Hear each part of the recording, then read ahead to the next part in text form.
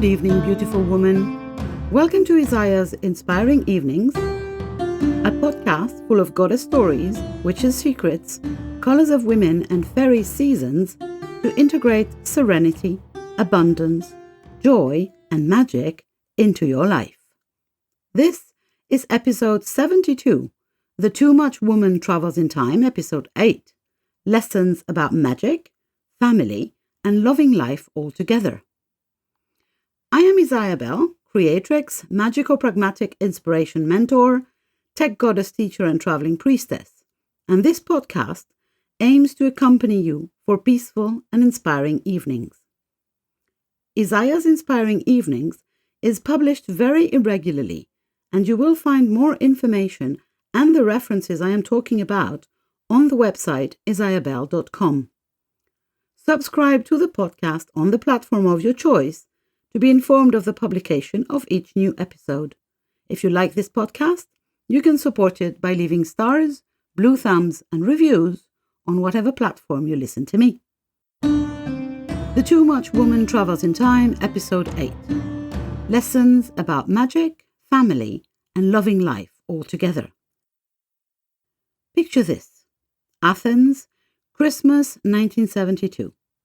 I am 5 years old. Like many times before and many times after, my parents have chosen to take the three of us, them and myself, to Greece for Christmas. My father's Swiss family is usually less festive than my mum's Greek tribe. So here we are. Athens in those days is already a big city by my standards. There are Christmas lights in the streets and the toy stores have incredible window displays. Okay, let me rewind slightly.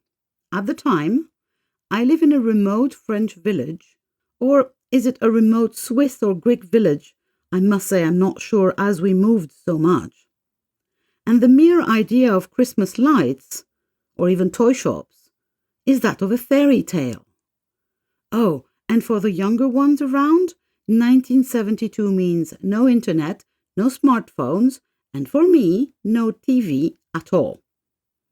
So the whole Christmas in the big city, lights and decorations, shops and urban excitement is new and friggin' exciting, I must say. You can see in the photo on the blog post how much I try to contain my joy and excitement to stay still long enough for the picture to be taken. Up until now, you might think that I'm just narrating the awe and wonder of a rural little girl being thrown into an urban celebration. But there is way more. I remember my Christmases in Greece as really, truthfully, magic. As a matter of fact, I believe that these celebrations literally had me witness magic. And since those days, I can say I believe in magic, real magic. Let me tell you my story. We stayed at my grandparents' apartment, a big, gorgeous flat in the Kolonaki neighborhood of Athens, dead on in the center for those who don't know it. So every night from my windows, I could see the lights, hear the joyful people walking by with presents and good food for their gatherings. My grandma, Yaya in Greek, had a cook, and I can still smell the incredible fragrances coming out of the kitchen of Kirastavroula, from the traditional moussakas and pastichos to the more original baked turkey that my uncle and father suggested and imported from Occidental Europe. And I'm not even mentioning the cakes, biscuits, and other delicious treats. All around the house, on every table and piece of furniture, you would find a bowl of clementines or little biscuits, a tin of chocolates or pistachios, or tiny melomacarona. Oh my goodness, you don't know these. Well, I have to be honest. You have not lived until you've tasted one of these. All the bowls, containers, and tins seem to be permanently filled to the brim magically. It might have been the cook, though. And the days before Christmas were spent nibbling on these delicacies, catching up with the family, and playing, as far as I was concerned. So my Greek family is extended. I have cousins and aunts and uncles and relatives more or less distant. They seem to be everywhere on the planet nowadays. But at the time, the flat my grandfather owned was in a building where all the flats belonged to one of his siblings. On the first floor, with Auntie Tasia and great-grandmother Zoe, the best melomacarona of the building. On the second floor, Uncle Alekos, both frightening with his loud voice and big laugh, and intriguing, as he was a practical magician and used to do tricks for us children. We loved being frightened by him, I think. On the third floor, discreet Uncle Michalis and his lovely wife Maria, always welcoming me with shining coins to fill my stockings when I came to their door to sing the traditional kalanda. The kalanda are Greek carols sung by kid and adult caroler groups alike on specific days of the Christian Christmas calendar. They go from door to door and, asking for permission to enter the home, sing the carols, often accompanied by simple triangles. After the singing resumes, the homeowners usually give them edible treats or small amounts of money as a thank you. There are 3 major songs which are sung on Christmas Eve, New Year's Eve, and Epiphany's Eve, so January 5th, and they all contain lines to wish the head of the household prosperity for the year ahead and a long life. On the 4th floor, my grandparents, Yorgos and Pupa. I'll get back to that one. And on the 5th floor lived mischievous and comedian Uncle Spiros and wife Ketty.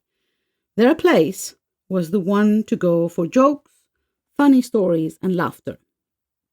So the kids of the building, of which I was one of the youngest, would spend quite some time visiting other floors and singing and getting fed treats, jokes, and magic tricks, and more generally fun and games.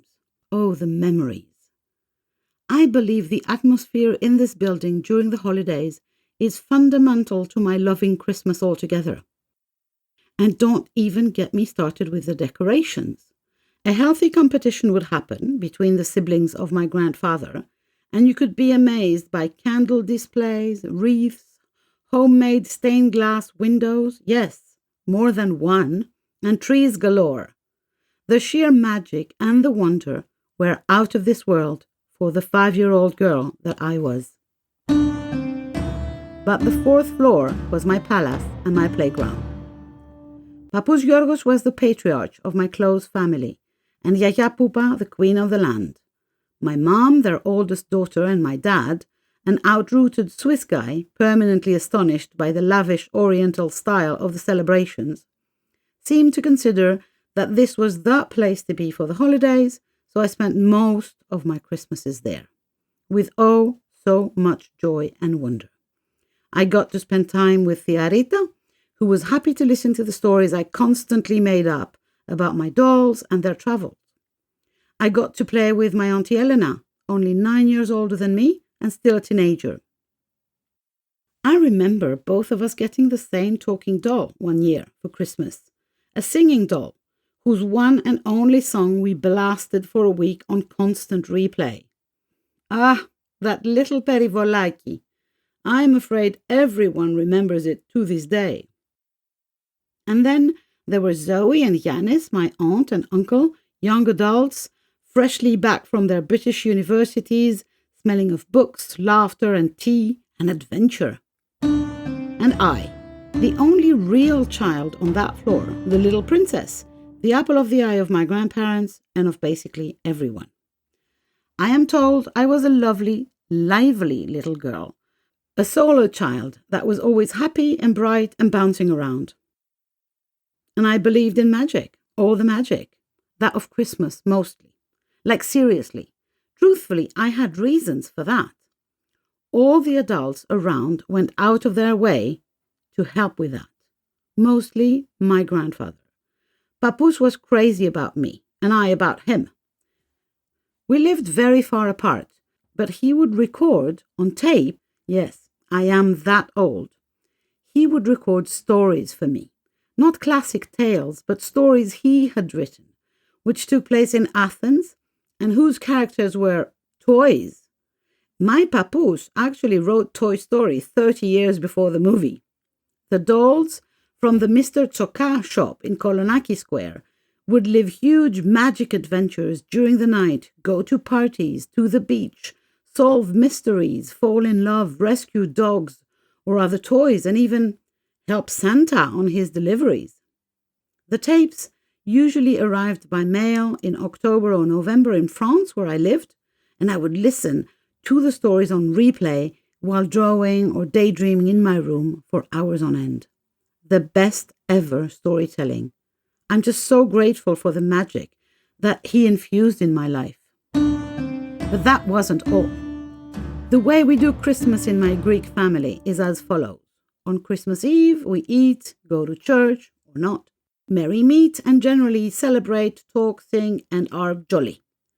Of course, we'd also spend some time wrapping up our presents and playing the game of secrets and surprises, and add to the already fully decorated tree and house some more. The Greeks are usually not about minimalism. Then we'd go to sleep.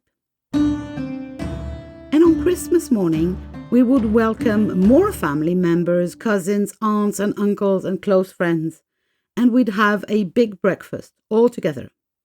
Then we'd proceed to the gift distribution, an event that could take as much as a couple of hours, as we went at it one present at a time and took time to celebrate, admire, and compliment each and every present, however big or small. And let me tell you that some of these presents were first class in originality and thoughtfulness. One year, I actually carried a whole smoked ham with bone and all from France in my suitcase, yes, by plane, a long time before security measures and scanning machines. I was to give it to my papoose and yaya after I first gave them the special ham cutting knife, which felt like a disappointing present for a few moments before I came back with a smoked ham which had been hidden, hanging outside my windowsill for a whole week since my arrival. Just imagine what the neighbors thought. So the presents. But before the presents, breakfast. And that was when I was fully led to believe in magic as a real thing. When I went to bed on Christmas Eve, the tree in the living room was all finished and decorated, but no presents were visible anywhere. The next morning, I would find the door to the living room locked, mysterious. And then I would run to the dining room to get breakfast with everyone. Towards the end of the breakfast, some bells could be heard ringing, and magically the door to the living room would now be open, and the room loaded with all the presents, glistening and shining under the lighted tree. I was tuned and in awe, and oh so sure that Santa and the angels, as in the Greek tradition, had just made this huge delivery. Even if I had wrapped some of those presents myself. Never question a child's suspension of disbelief. But the most magic thing was the door opening on its own, as if the bells themselves, the angels that is, had magically opened the doors. Sheer wonder.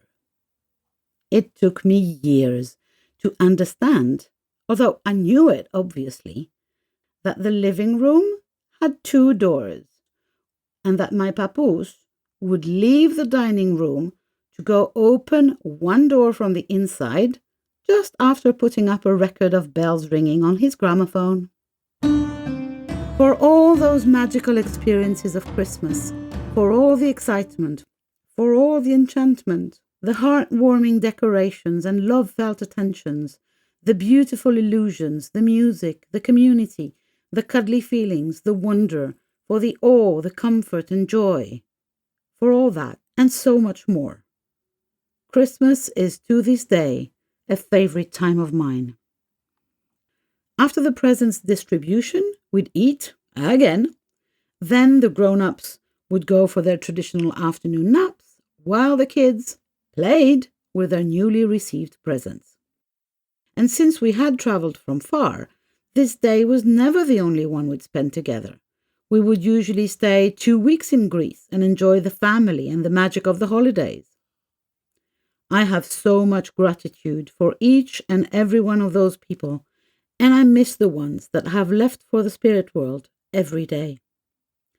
Not only did they show me and have me experience what family can be at its best, and of course it doesn't mean we were living in a Disney movie, we had issues too, but the love and support was always bigger than that. They also made me live in a truthfully magic world for 2 weeks every year. And they made me believe that we can create magic in our lives any day. Thank you so much. I miss you dearly. I know magic is real. That's it for this episode. The next one is still in creation. Thanks for listening, and don't forget, if you want to support this podcast, share, subscribe, and leave stars, blue thumbs, and a review on whichever platform you listen to.